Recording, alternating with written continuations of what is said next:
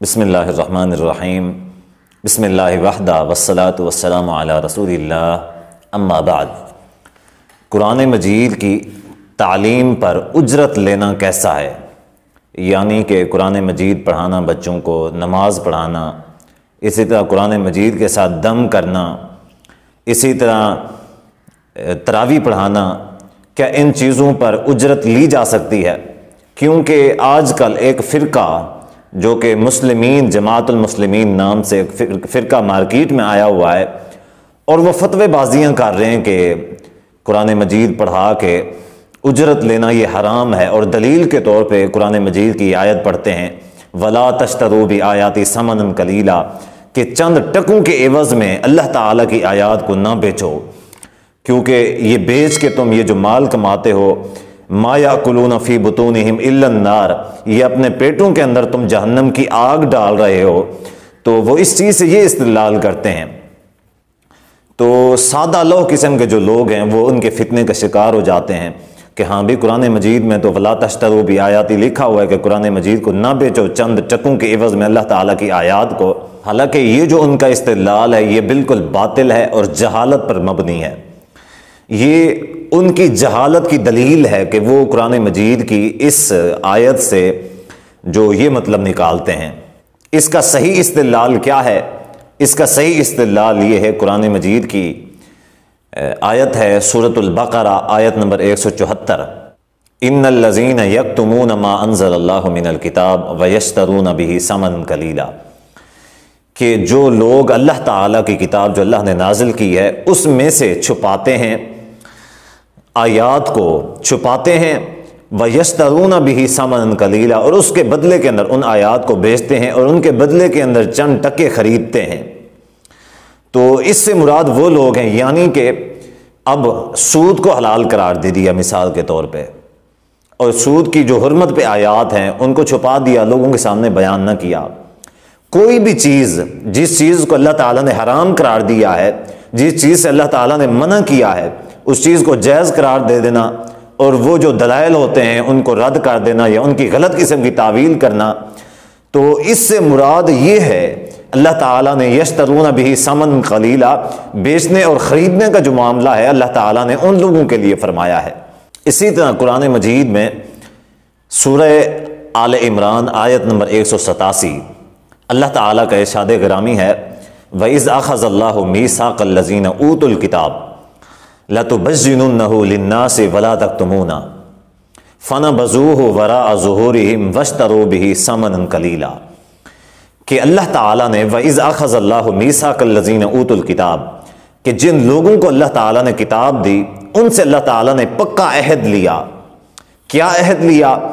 کہ لَتُبَيِّنُنَّهُ لِلنَّاسِ وَلَا تَكْتُمُونَهُ، یہ جو کتاب میں تمہیں دے رہا ہوں اس کتاب کو تم نے لوگوں کے سامنے بیان کرنا ہے، اس کو چھپانا نہیں ہے۔ فَنَبَذُوهُ وَرَاءَ ظُهُورِهِمْ، انہوں نے اللہ تعالیٰ کے اس پختہ جو عہد تھا اس کو اپنی پیٹھوں کے پشت ڈال دیا۔ وَاشْتَرُوا بِهِ ثَمَنًا قَلِيلًا، کیا کیا کہ آیات کو چھپا لیا اور اس کے بدلے کے اندر وہ جو چند ٹکے تھے یا مال و دولت تھی اس کے بدلے میں مال و دولت کمایا۔ تو یہ جو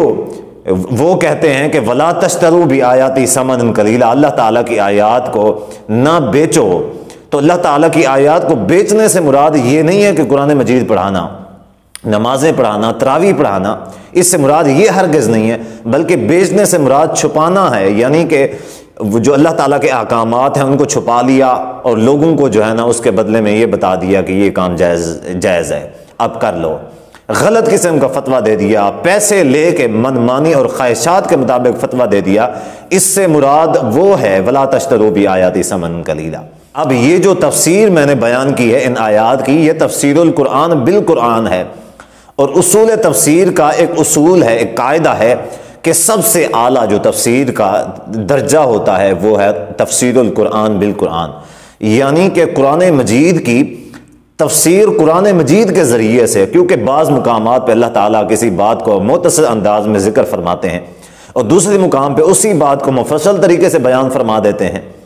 تو سب سے تفسیر کا جو اعلیٰ درجہ ہوتا ہے وہ تفسیر القرآن بالقرآن ہوتا ہے، یعنی کہ انہوں نے ولا تشتروا بآیاتی ثمنا قلیلا سے جو مطلب نکالا ہے وہ غلط ہے۔ دوسرے مقام پہ اللہ تعالیٰ نے ولا تشتروا کی تفسیر اپنے الفاظ میں اور اپنے انداز میں اللہ تعالیٰ نے خود بیان فرما دی ہے۔ اب اس حوالے سے عام طور پہ ایک حدیث بھی سنائی جاتی ہے، یہ اس طرح کی ایک روایت ہے کہ جس میں ہے کہ ایک صحابی رسول جو قرآن مجید کی تعلیم دیا کرتے تھے، ان کو ان کے شاگرد نے تحفے کے طور پہ ایک کمان دی، جو تیر کی کمان ہوتی ہے وہ تحفے میں پیش کی، تو وہ نبی صلی اللہ علیہ وسلم کی خدمت میں حاضر ہوئے اور عرض کی کہ یہ مجھے ملی ہے تو کیا میں اسے لے لوں؟ تو نبی صلی اللہ علیہ وسلم نے فرمایا کیا تم پسند کرتے ہو کہ قیامت کے دن تمہیں جو ہے نا یہ کمان تمہارے گلے کے اندر ڈالی جائے؟ تو اگر تم قیامت کے دن یہ چیز پسند کرتے ہو پھر لے لو، وگرنہ نہ لو۔ تو صحابی رسول نے اس کو واپس کر دی۔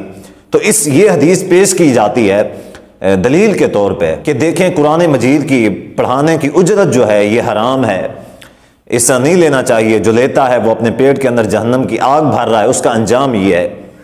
دیکھیں سب سے پہلی بات یہ ہے اس روایت کے متعلق، یہ روایت سند کے اعتبار سے ضعیف ہے، لیکن اگر یہ روایت صحیح بھی ہوتی تو اس کے طور پہ اس کے جواب میں علماء کرام نے یہ ایک بات نقل کی ہے کہ یہ شروع اسلام میں ایسا ہو سکتا تھا کہ جیسے قرآن مجید شروع میں نازل ہوا تھا، شروع اسلام تھا، تو شروع اسلام میں ہوتا یہ تھا کہ اب لوگ شروع میں قرآن مجید کے بدلے میں یہ پیسوں کے ساتھ پڑھانا شروع کر دیں، تو اس وجہ سے ایک لوگوں کے دل میں یہ لالچ نہ پڑ جائے، تو اسی وجہ سے اس چیز سے منع کیا گیا تھا۔ حالانکہ بعد میں آپ دیکھیں حضرت عمر رضی اللہ تعالیٰ کے زمانے میں صحابہ رضی اللہ عنہ مجمعین بیان کرتے ہیں کہ جس کی سب سے زیادہ اجرت ہوا کرتی تھی، تنخواہ ہوا کرتی تھی، وہ امام تھا، وہ خطیب تھا، اور وہ قرآن مجید پڑھانے والا قاری ہوا کرتا تھا۔ یعنی کہ اس زمانے میں سرکاری طور پہ جس کی سب سے زیادہ تنخواہ ہوا کرتی تھی وہ قرآن مجید کی تعلیم دینے والوں کی ہوا کرتی تھی۔ اب یہ جو قرآن مجید کی اجرت ہے اس کے حوالے سے صحیح البخاری کے اندر 5737 نمبر روایت ہے، نبی صلی اللہ علیہ وآلہ وسلم نے فرمایا ان احق ما اخذتم علیہ اجرا کتاب اللہ، کہ جو تم اجرت لیتے ہو، جو جن چیزوں میں تم اجرت لیتے ہو ان میں سب سے زیادہ اجرت لینے کا جو حق رکھتی ہے جو چیز، وہ اللہ کی کتاب ہے۔ یعنی کہ اللہ کی کتاب پر اجرت لینے کا زیادہ حق ہے، یہ زیادہ حق ہے، اور یہ اجرت جو ہے یہ زیادہ دوسری اجرتوں سے عظیم اور بہتر ہے۔ تو یہ کہنا کہ اللہ کی کتاب پر اجرت لینا اور ناجائز ہے، یہ حرام ہے، یہ ان کا جو دعویٰ ہے یہ سراسر باطل ہے۔ آپ اس طرح کے لوگوں کی باتوں پہ کان نہ دھریں، اور ان کو یہ قرآن مجید کی آیات اور یہ صحیح البخاری کی حدیث، اسی طرح اور بھی 20 بہا دلائل ہیں وہ آپ لوگ پیش کر سکتے ہیں۔ اللہ تعالیٰ سے دعا ہے کہ اللہ تعالیٰ ان کو ہدایت عطا فرمائے۔ وآخر دعوایا ان الحمد للہ رب العالمین۔